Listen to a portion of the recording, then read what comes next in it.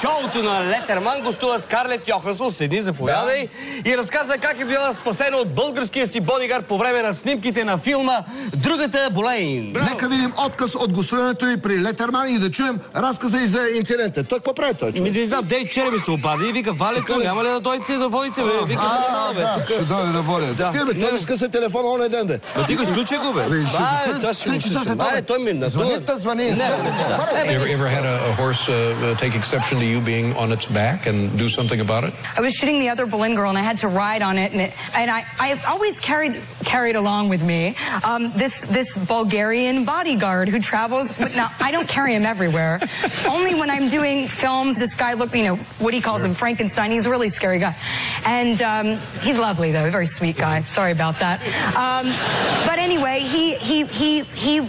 he was there, and it was a day where it was very muddy. It had been raining, and the horse, who'd been a little bit temperamental, sort of reared up, and I felt kind of majestic on top.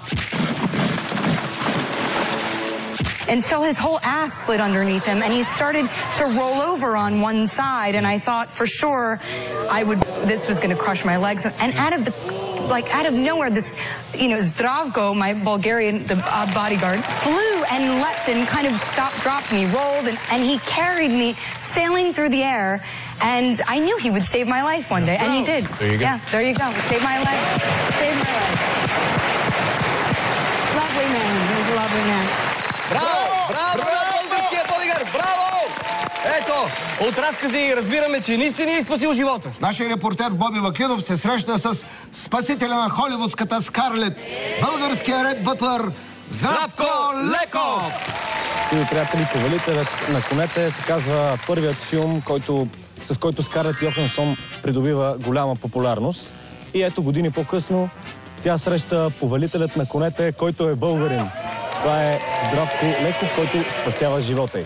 Значи това беше преди, може би повече от година и половина, на снимки в Англия, където ме извикаха да я паза. Имаше сцена, в която тя трябваше да играе на кон, да язди.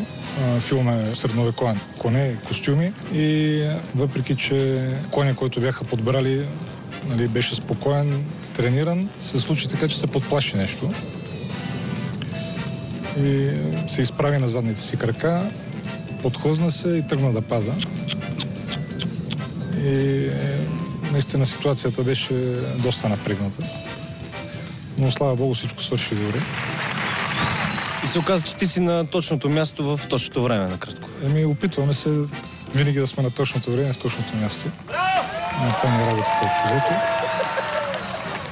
А тя заявява в това интервю, че едва ли не в началото не е искала да се приближавате до нея. А в случай добре, че сте се приближили, иначе можело да е имало фатален край, нали така?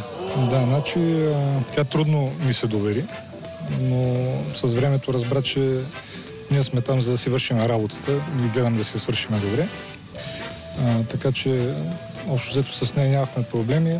Може би по-скоро имахме проблеми, да речем, с охраната на самата снимачна площадка, защото имахме разправи и там да не седиме много близко до нея, да не пречиме, но... Но изведнъж се оказахте много близко до нея и спасихте живота. Да, общо взето. А тази история много ми прилича на култовия филм «Бодигард».